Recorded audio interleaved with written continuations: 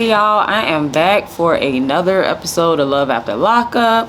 But before we get into it, I don't know if everybody else knows this, but from season 1, Alla, who was the Russian girl who was dating James, she passed away at the age of 31, and yes, it was to a drug overdose. Someone said that they saw it on her mom's either Instagram or Facebook post. So yeah, it's been confirmed that Alla has passed away.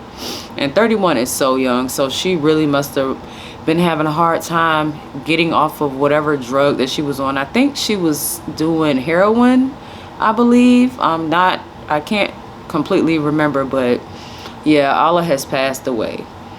And we are just going to jump into this episode. This episode, we did not get Courtney and Josh, and I'm okay with that. We really haven't been getting that much from Courtney and Josh because I don't think that they have had enough drama for the show to actually film during this season. So I guess we'll figure out what's going on with them next episode, but I don't think we're going to be able to get too deep into their relationship because they just have not been up here enough to really fully understand what's going on. I don't even think from the last episode that he had been out for a full 14 days, 2 weeks. So we are going to start off with Rachel and Doug. They are eating breakfast, and they have obviously made up from when Rachel sat Doug down and spoke to him about the way that he had been talking to Dougie and treating him. And Doug seems to act like he's working on that and trying to earn Dougie's respect instead of just expecting it, which is cool. They were just sitting around eating breakfast, and he lets Rachel know that he has somewhere that special that he wants them to go, and he leads her to some park where he re-proposes to her because he had previously went to the jewelry store to get a ring for her, since I'm not sure whether she had one or not, or maybe the one that he got her initially wasn't good enough in his mind. But he takes her to this park, he re-proposes, and even kneeling down on one knee, they're like eye level because Rachel is so short. But then he picks her up, they get back in the car. Now once they get in the car, he's looking at his phone and he's giggling and laughing, and Rachel's like, what's going on? And he's like, oh, you being nosy. But the way that he was looking, he said it was just something funny that he saw on social media. But I think that someone was reaching out to him or writing him on social media, and he saw the message when they got back in the car, so he was kind of acting kind of strange. But nothing much went on with them this episode, so I'm just going to skip right on past them. The other couple that I'm going to talk about next is what is her name? My mind literally just went blank because I don't want to get to Anissa and Jeff yet. I want to, not Brittany and Ray, not Deontay and Nicole. I want to get to gosh, what is her name? Okay, it's going to come back to me. I might be trying to just pull from somewhere. I don't know. I'm going to just go to Anissa and Jeff. So Anissa and Jeff, they are at home. Jeff has been ordering all this stuff off of Amazon. I think he finally got those Gucci pants that he keeps talking about. He ordered a drone because in his mind he can use the drone to fly up and kind of look around the area to places that he can't see while he's actually there. So while he's outside flying his drone, Kyle comes by, and Kyle's like, hey, has Anissa said anything about you ordering all this stuff? I remember her mentioning something about being low on money. And Jeff was like, look, that's none of your concern. You don't have to worry about that. And you in me and Anissa's business too much, and that's not a best friend problem. That's a husband and wife problem. So I would appreciate it if you just stop meddling in our business. And Jeff is like, yeah, but I really care about Anissa. I don't want to see her hurt. Those 2 times when you were supposed to parole to her house and you didn't, she was like so distraught that she did not come out of her room for days. She was just so depressed. And still Jeff is like, look, still, whatever's going on, I don't need you to keep reminding me that you care about her and yada yada. So I would appreciate it if you just stay out of our business. So Jeff was not trying to hear what Kyle was talking about. He was just like, you being nosy, and you know, you need to take a step back. So Kyle ends up going in the house, and he's talking to Anissa, and he's like, dang, you know, kind of bringing it up like, are you sure that he's being honest with you about everything? So Kyle decides to drop the bomb on Anissa and let her know that Jeff is keeping a secret from her, and he lets her know about Kyle. I mean, no, not Kyle. He lets her know that Jeff has an 18-year-old son that he's hiding from her, and in his mind, he's trying to rationalize it to Anissa, like, why is he keeping this from you? And if he's keeping this from you, what else is he keeping from you? And Anissa was like, look, I just need time to process all of this. It's too much. Just give me some time, because I guess all these thoughts and stuff are going through her mind, and she's probably like, there's no telling what else he's keeping from me, and I hope you don't expect me to keep this to myself, because this is like something big that me and him are going to have to talk about. So Kyle went ahead and told, like we knew he was, because they showed in the preview that him and Jeff were going to end up fighting at some point in time. I'm assuming that it's going to be during the finale, which is next week. So yeah, that's what's going on with Anissa and Jeff. Now we're going to get to Brittany and Ray. Now with Brittany and Ray, Ray's family is coming over so that she can pretty much meet everybody that's in his immediate family that I believe is close to him. And it was his stepmom, his dad, I believe 3 of his siblings. I did not see his grandma there. His aunt came, and I don't know if y'all noticed, but she met his second oldest brother.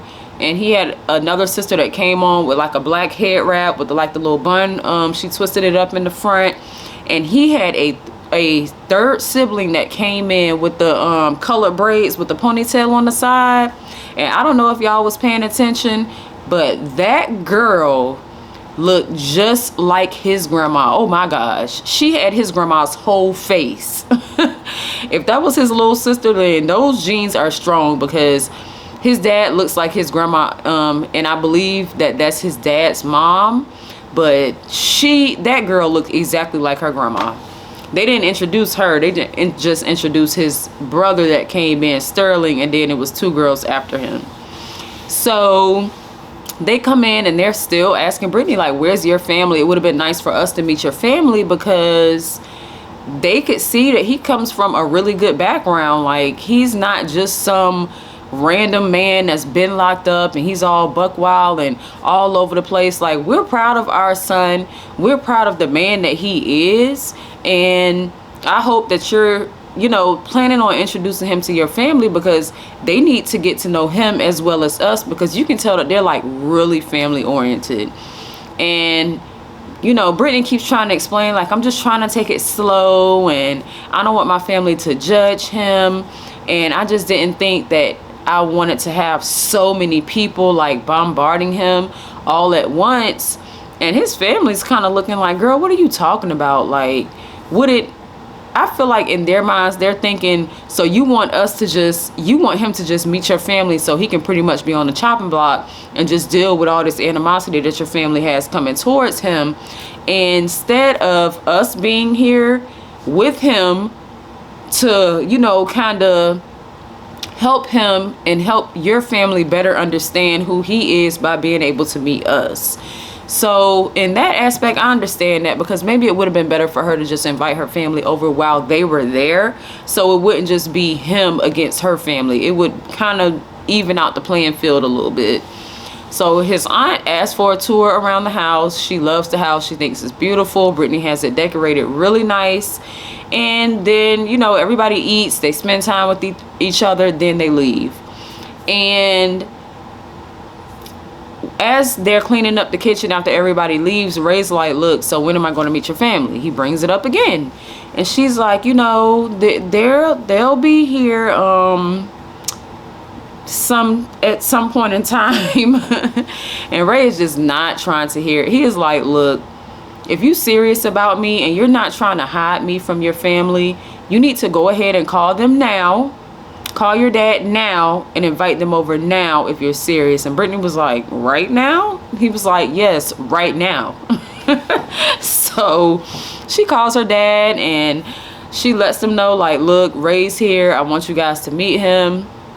And her dad's just like, okay, you know, love you, be safe, whatever. So in order for things to be smooth between her and Ray, she goes ahead and invites her family over, and I guess they're going to save that meetup for us for the finale. And they kind of end with that because I mean, I didn't think it was going to take this long for him to meet her family. He probably didn't think it was going to take this long to meet her family, but whatever. Brittany is really like trying to hold off on everything because she has not been honest and upfront with her family. And in my mind, I'm just like, girl, you are grown.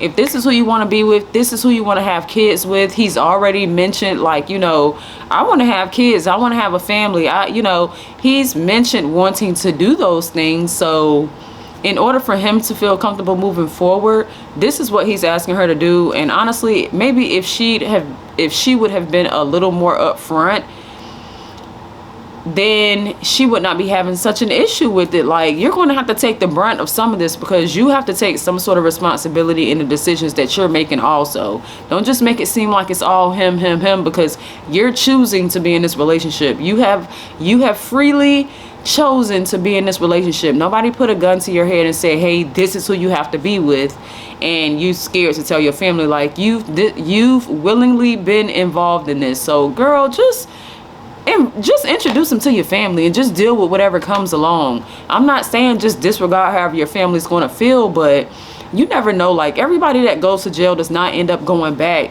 This man could start a business and y'all could live a happy life, or he could get a really good job. Like, you just don't know what his ambitions or whatever are, or if you do know, you haven't shared it with us or your family or anything. But I mean, you just never know what a person's potential is. They're just getting to be together in the outside world. So I just say, just move forward, be honest, and just deal with whatever comes as it comes. But she also says she's the baby in the family, so I kind of feel like that is keeping her from really letting her family know what's going on, because I feel like maybe she has this image that she really is attached to her parents' opinions of her, which I feel like everyone is to a certain extent, and she really cares about her parents' feelings. But at the same time, you have to do what you feel is best for you sometimes, because even though you're older, you know what your family expects. Like, you're going to make decisions and do things that they may not necessarily agree with, because they don't see the long term like you see the long term for certain things. Of course, they're skeptical. You've been with the other guy from jail. It didn't turn out good. But I mean, just give it a chance if this is what you really want. I mean, what else can you do? It's either this, introduce him to your family, or just move on. My goodness, how long are you going to let the fear keep you from doing what you need to do? Just be an adult about it. So we're going to move on to Nicole and Deontay. I swear I feel like I'm missing out on a couple. I did Rachel and Doug, Anissa and Jeff, Brittany and Ray, Courtney and Josh is not on this episode, and then Deontay and Nicole. Why am I feeling like I'm leaving somebody out? I do not know. If I do, hopefully it comes back to me before this review is over. And if I'm not, then I'm just being crazy.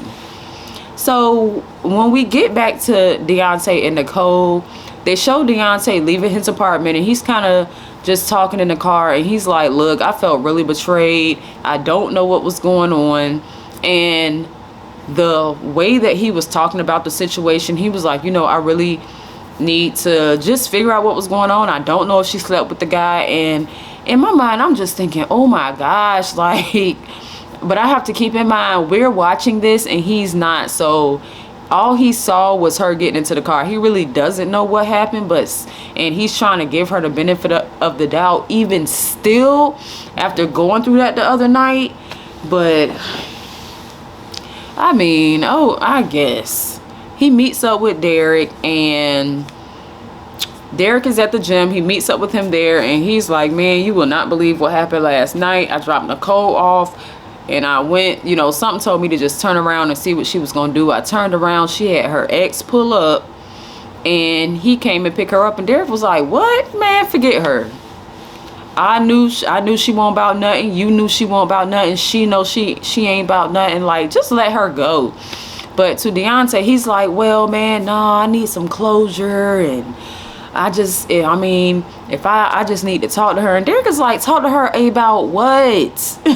What you need to talk to her about? You saw what you saw. Take it for what it is. But Deontay does not want to take it for what it is. He wants to still work things out if he can, and just kind of hear her out and see what she wants to say. And I mean, at this point, I'm just like, that's his choice. Whatever's gonna happen is gonna happen. But that's his choice. If he still wants to just keep pushing and pushing and pushing, like, he ain't been hurt enough to just leave it alone. So it's gonna be what it is with him. She calls him while he's in the gym with Derek, and Derek was like, who is that? And Deontay was like, just hold on, I got a phone call. Derek was like, I know that ain't Nicole. Deontay was like, man, just hold on, man, just wait a minute, I'll be right back. And she called him, and she's like, so what you doing? Just acting like ain't nothing happened. And he's like, yeah, I'm at the gym. What's going on? What you need to talk about? And she was like, well, I want to see if we can meet up. I want to talk about what happened the other night. And he was like, all right, well, we can meet up tonight. She's like, nope, can't meet up tonight, but we can meet tomorrow. Would that be okay with you? He's like, yeah, that's fine. So I did miss a couple. Stan and Lisa, I knew I went crazy. But Nicole was like, you know, he was like, no, tomorrow was good. But they go back to her, and she's like, yeah, he don't know I can't meet up with him tonight because I'm meeting up with Tia. And I'm just sitting up here just, at this point, it's just like, I feel like it's nothing we can do but just shake our heads, because it's just like,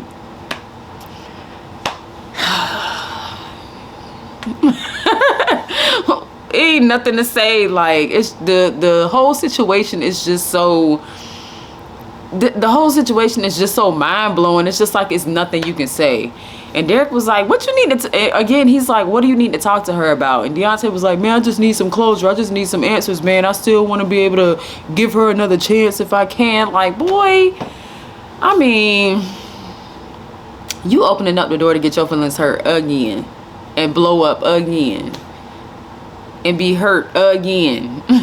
But so in the next scene, they go to what's her name, Nicole, getting ready, wearing the same dress Deontay bought her, wearing them same clip in whatever things that Deontay paid for her to get done to her hair, probably the same nails that he paid for her to get done.